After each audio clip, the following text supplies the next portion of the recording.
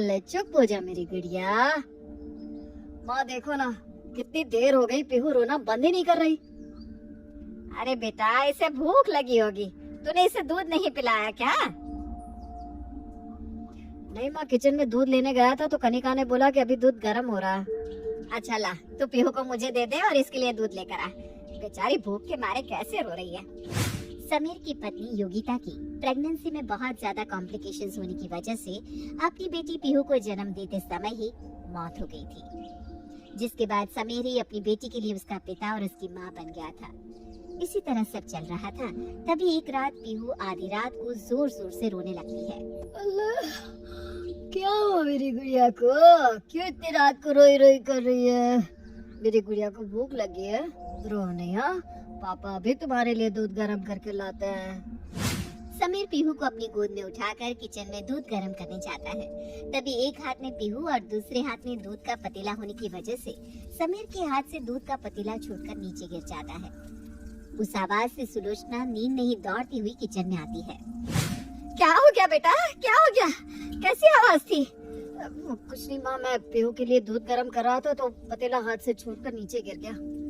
अरे बेटा, तू पीहू को अंदर लेकर जा, मैं इसके लिए दूध गर्म करके लाती हूँ। सुलोचना पीहू के लिए दूध लेकर जाती है। बेटा, आखिर कब तक पीहू को तू अकेले संभालता रहेगा? तू पूरा दिन काम पर रहता है, तेरे पीछे से बच्ची को संभालने वाली कोई तो होनी चाहिए।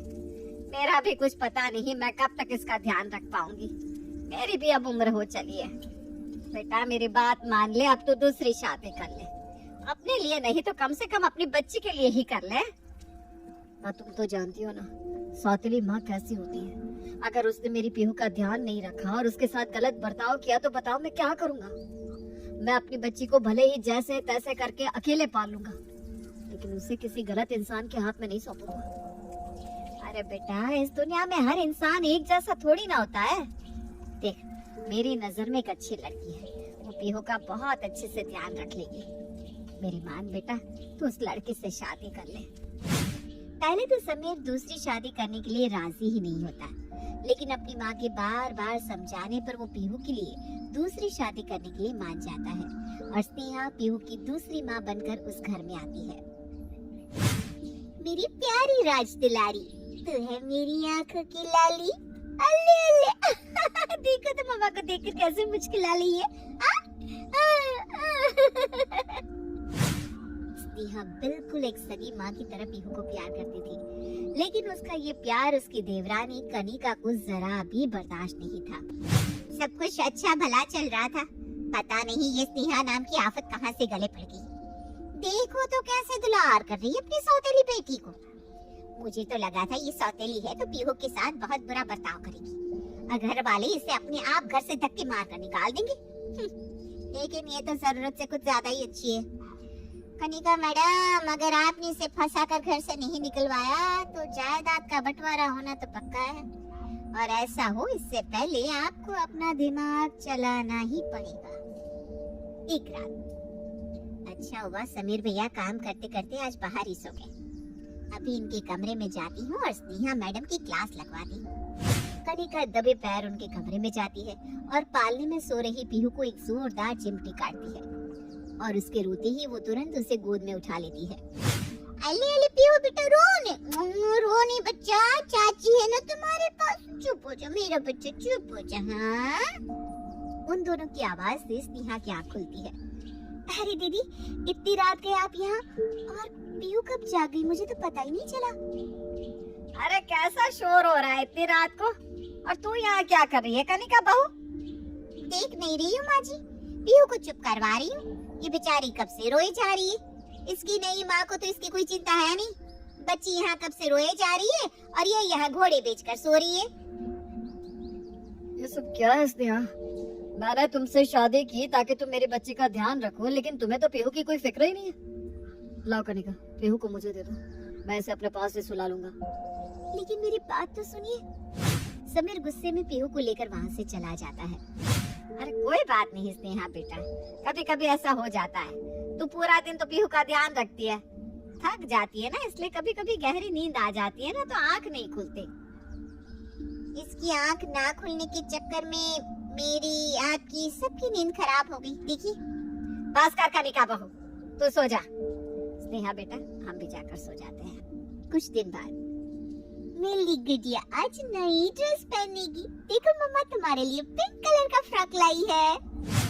स्नेहा पीहू को बेबी पाउडर लगाकर कपड़े पहना रही थी, तभी कनिका जानबूझकर डोरबेल बजाती है। स्नेहा जैसे ही दरवाजा खोलने जाती है, वैसे ही कनिका पीहू को एक्सपायरी डेट वाला पाउडर लगा देती है और पीहू की किट में उसकी बेबी पाउडर की जगह उसी एक्सपायरी डेट वाले पाउडर को रख देती है। थोड़ी देर बाद खुजली की वजह से पीहू परेशान होकर जोर जोर से रोने लगती है। क्या हो गया पीहू को? इतनी देर हो गई, वो रोए क्यों जा रही है? अरे बाप रे बाप, समीर भैया देखिए तो, ये तो पीहू को लाल लाल रेशेस हो गए। लगता है स्नेहा ने इससे कोई खराब वाला बेबी पाउडर लगा दिया है। एक बार चेक तो करिए समीर भैया, कहीं बेबी पाउडर एक्सपायर तो नहीं हो गया। एक मिनट मैं देखता हूँ। समीर पीहू की किट खोलकर देखता है तो उसके होश उड़ जाते हैं। ओह माय गॉड, तुम्हारा दिमाग तो खराब नहीं हो गया स्नेहा? तुमने पीहू को एक्सपायरी डेट वाला पाउडर लगा दिया। एक्सपायरी डेट वाला? लेकिन मैंने तो अभी पिछले हफ्ते ही पीहू के लिए पाउडर खरीदा था और मैंने इसकी डेट भी चेक की थी। तो क्या ये अपने आप रखा रखा एक्सपायर हो गया? क्या हालत हो गई है रो रो कर पीहू की। समीर भैया, एक बार मुझे भी एक्सपायरी वाले पाउडर से ऐसी ही एलर्जी हो गई थी, तो विवेक जी मेरे लिए एक जेल लेकर आए थे, मैं वो लेकर आती हूँ, उससे पीहू को आराम हो जाएगा। अब आए दिन कनिका कुछ न कुछ ऐसा ही करती, जिससे घर वालों का गुस्सा स्नेहा पर बढ़ता ही जाता है। तभी एक दिन अच्छा मौका है आज फिर से इसे सबसे डांट पड़वाने का। स्नेहा मैडम, तुम छत पर कपड़े सुखाओ, तब तक मैं अपना काम निपटाऊं। कनिका जल्दी से पीहू की फ्रूट वाली कटोरी में स्ट्रॉबेरी रख देती है। अब पीहू को थी स्ट्रॉबेरी से एलर्जी, जिसके बारे में उनका पूरा घर जानता था।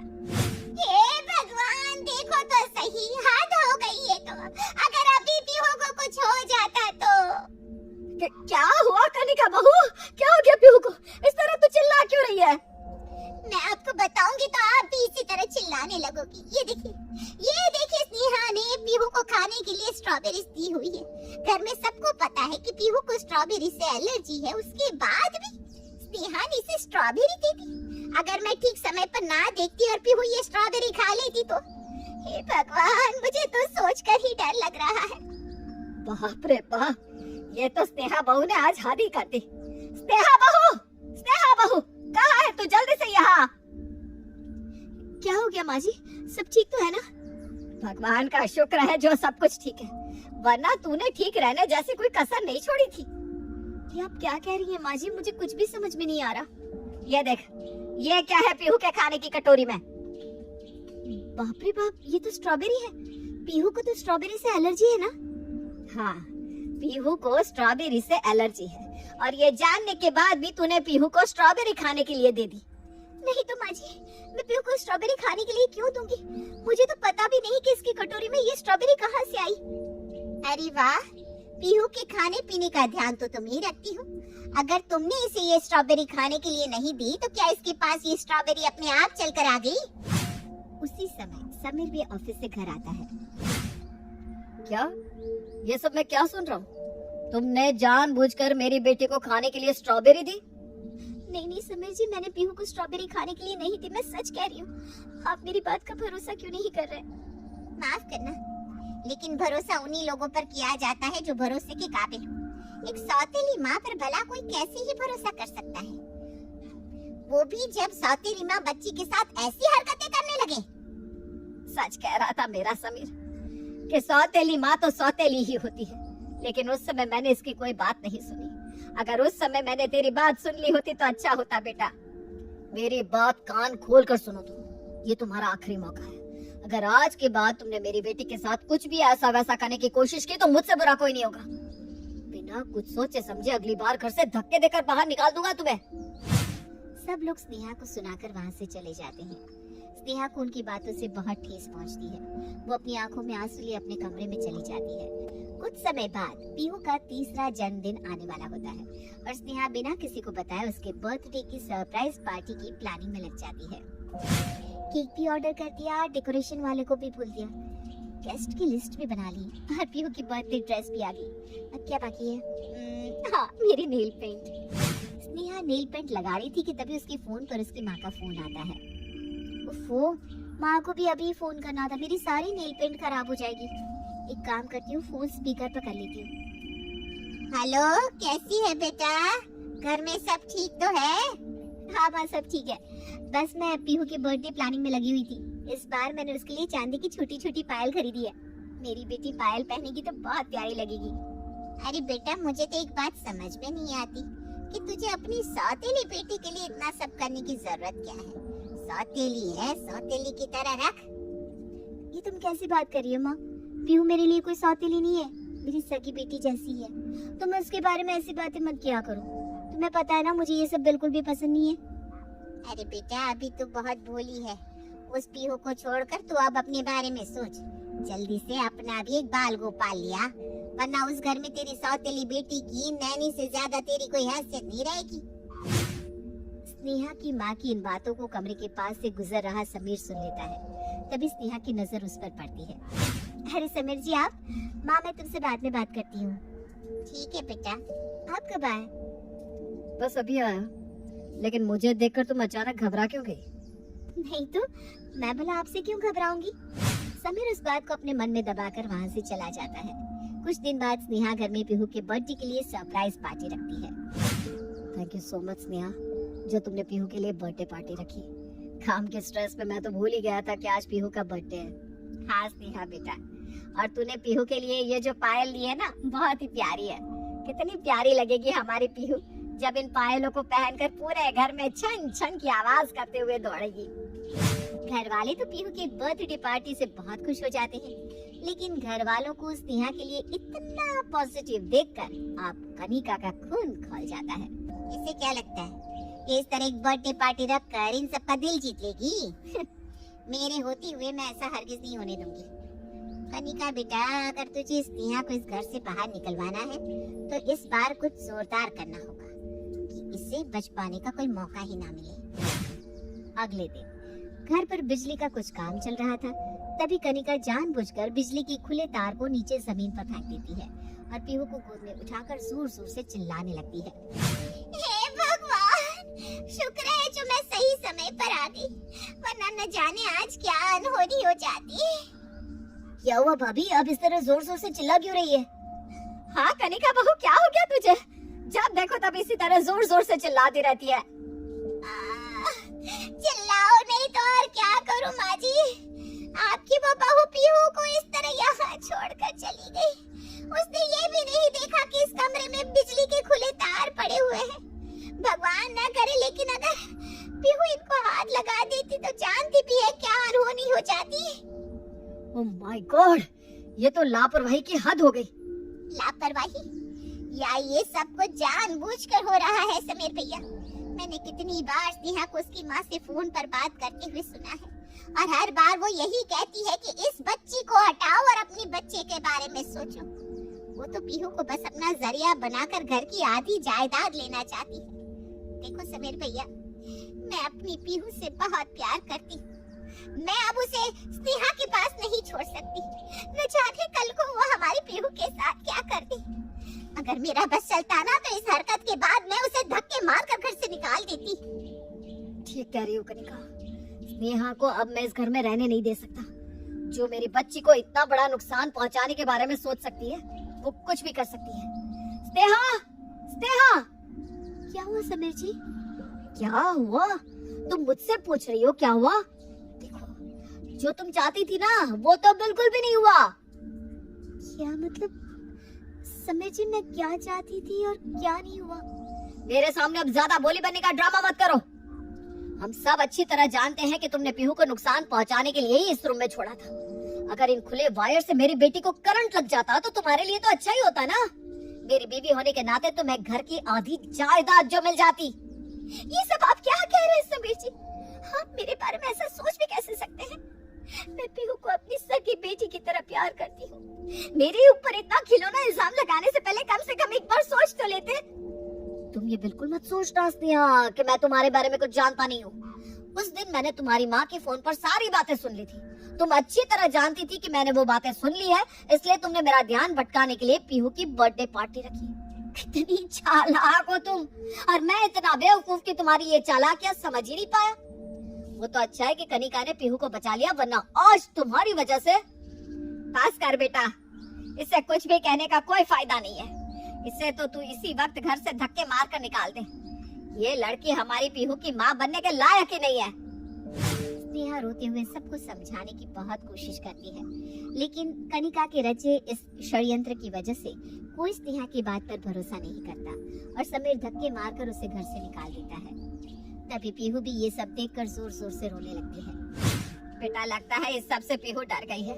एक काम करते हैं, हम थोड़ी देर इसे घुमाने के लिए मार्केट लेकर चलते हैं। वहाँ थोड़ी देर घूमेगी फिरेगी तो इसका मन बहल जाएगा।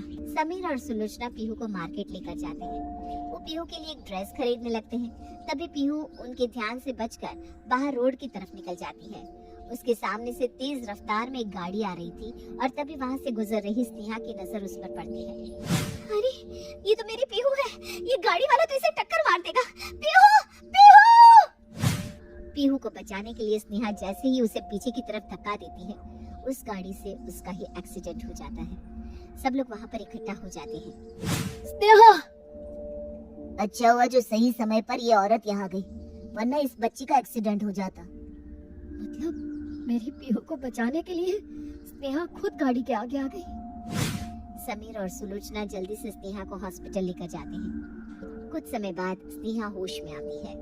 मुझे माफ कर दो स्नेहा, मैंने हमेशा तुम्हें गलत समझा। मैंने हमेशा पीहू के लिए तुम्हारे प्यार पर शक किया, यहाँ तक कि तुम्हें घर से भी निकाल दिया। अगर तुम्हें पीहू से प्यार न होता तो तुम कभी उसके लिए अपनी जान खतरे में नहीं डालती। मुझे तुम्हें समझने में बहुत देर लग गई। हाँ बहू, मैंने भी तेरे साथ बहुत गलत किया। तूने तो हमेशा पीहू को अपने सगे बच्चे की तरह प्यार किया, लेकिन हम कभी तेरे प्यार को समझ नहीं पाए। हमें माफ कर दे बेटा। प्लीज आप दोनों मुझसे माफी मत मांगिए माँ जी। इसमें आपका नहीं, बस हालातों का दोष है। मेरी पीहू तो ठीक है ना? हाँ स्नेहा, हमारी पीहू बिल्कुल ठीक है। अब तुम हमारे साथ घर चलो और घर चलकर अपनी बेटी को संभालो। स्नेहा के मन में पीहू के लिए सच्चा प्यार आखिरकार सबके सामने आ ही जाता है और कनिका के रचाए सारे षड्यंत्र आखिर में धरे के धरे रह जाते।